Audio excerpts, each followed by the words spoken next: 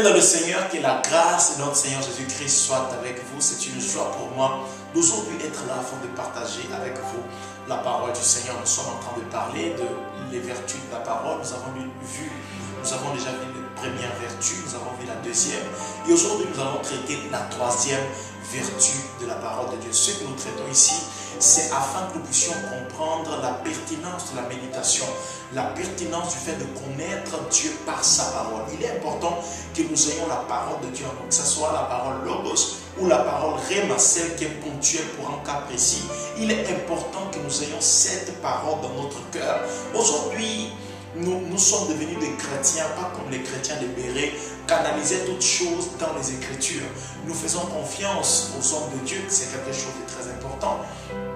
Mais au même temps, Dieu nous recommande de baser tout ce que nous entendons à travers sa parole, ce qu'il nous a donné comme sa parole. Et pour cela, il est important que nous puissions la méditer afin de la comprendre. D'ailleurs, lorsque nous la méditons, nous bénéficions de plusieurs choses que cette parole est pour notre vie et que cette parole fait pour nous. Et nous avons déjà vu ces deux choses. La première, c'est que la parole nous approche de Dieu. La deuxième, c'est qu'à travers la parole de Dieu, Dieu est capable de créer des choses dans notre vie. Et aujourd'hui, nous allons voir la troisième chose ou la troisième vertu de la parole de Dieu. Sans plus tarder, je prends la Bible dans le livre de Jean, chapitre 1, versets 4 à 5. La Bible dit, en elle, en parlant de la parole, en elle était la vie, et la vie était la lumière des hommes.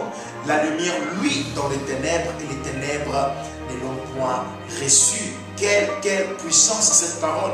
La Bible nous fait comprendre que la parole de Dieu est une lumière. Et dans le livre d'Ésaïe, dit, brille car ta lumière arrive. Brille car ta lumière arrive. Vous savez, lorsque la Bible nous dit que nous marchons de gloire en gloire avec Christ, personne ne peut marcher de gloire en gloire tant qu'il ne brille pas d'abord afin que sa lumière arrive. Qu'est-ce que veut dire?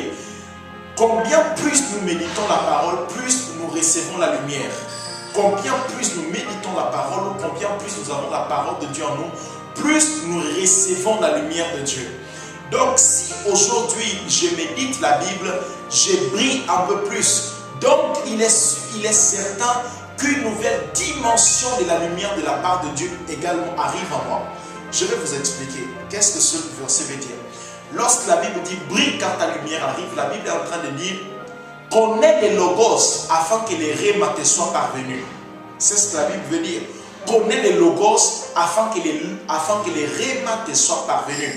La Bible veut te faire comprendre que si tu n'as pas les logos, lorsque la Bible dit brille, ça veut dire médite les logos afin que ta lumière arrive, afin que les rhémas arrivent. Waouh! C'est très puissant cela.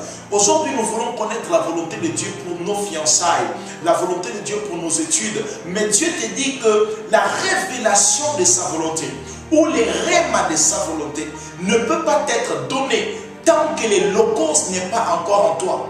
Tant que tu ne brilles pas avec les logos, la lumière, le rhéma ne peut pas être donné. Donc, il est important que tu puisses avoir les logos afin que la lumière rhéma puisse être donnée. Et lorsque cette lumière t'est donnée, c'est cette lumière rhéma qui ne peut qu'être venue lorsque le logos y est. C'est lorsque cette lumière rhéma arrive qu'elle chasse les ténèbres. Qu'elle peut chasser les ténèbres. Bien aimé, la parole de Dieu chasse toutes sortes de ténèbres en nous. Voilà pourquoi la Bible dit, lorsque Salomon voulait, il était sur le point d'inaugurer les temples, la Bible dit que Dieu a dit, je veux habiter dans les ténèbres. Je veux habiter dans les ténèbres. Et encore Michée 7:8 qui dit, mon ennemi ne te réjouit pas à mon sujet. Si je tombe, je relèverai. Si j'habite dans les ténèbres, l'Éternel sera ma lumière. L'Éternel sera ma lumière. Pourquoi l'Éternel veut habiter dans les ténèbres? Et pourquoi l'Éternel veut être la lumière dans les ténèbres? Afin de chasser toutes sortes de ténèbres dans notre vie. Ténèbres veut dire la confusion. Aujourd'hui, combien de fois nous prenons des décisions après nous échouons? Pourquoi? Parce que nos décisions ne sont pas basées sur la lumière qui est Dieu en nous. Nous prenons des décisions sur base de plusieurs ténèbres qui habitent nos cœurs. Et il est temps que nous puissions connaître la parole de Dieu, avoir la parole de Dieu dans notre cœur, afin que toutes sortes de ténèbres puissent être chassées. Vous savez, il est possible que même lorsque vous êtes dérangé ou oppressé par un démon quelconque, que le fait que vous ayez la connaissance des paroles Logos et que Dieu vous donne sa parole Rhéma, qui est une plus grande lumière dans votre esprit, que ces démons vous lâchent une fois pour toutes. Une fois pour toutes. Même lorsqu'on parle de croissance spirituelle, même lorsqu'on parle de la connaissance de Jésus-Christ, combien plus vous lisez, combien plus vous avez la lumière Logos en vous, plus la lumière Rhéma vous est donnée pour chasser les ténèbres. Bien aimé, si vous voyez que dans votre vie, il y a des ténèbres dans un domaine quelconque de votre vie, ce qu'il vous faut aujourd'hui, c'est de connaître la parole de Dieu, c'est d'avoir la parole de Dieu qui vient dans votre esprit, dans votre âme, comme une lumière qui éclaire votre esprit, qui éclaire votre âme et ainsi chasse toutes sortes de ténèbres qui peuvent habiter dans un domaine précis de votre vie.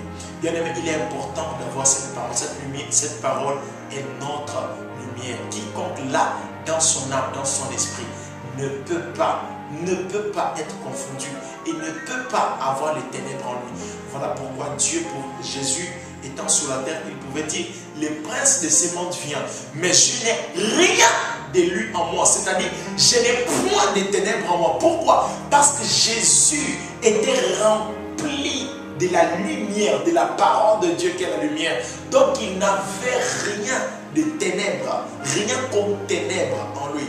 Et c'est le souhait de Dieu pour tout un chacun de nous, que nous n'ayons rien comme ténèbres dans notre cœur. Que le Seigneur vous bénisse abondamment. Si vous venez d'arriver sur cette chaîne, abonnez-vous, activez la cloche afin d'être au courant de nouvelles vidéos que je partage avec vous. Si vous voulez que je puisse partager avec vous sur un sujet précis, laissez ça sur les commentaires et je serai en train de faire ça. Si vous n'avez pas compris quelque chose aussi, vous pouvez laisser votre commentaire et je serai en train de répondre à vos préoccupations. Je vous dis à très bientôt et que le Seigneur vous bénisse.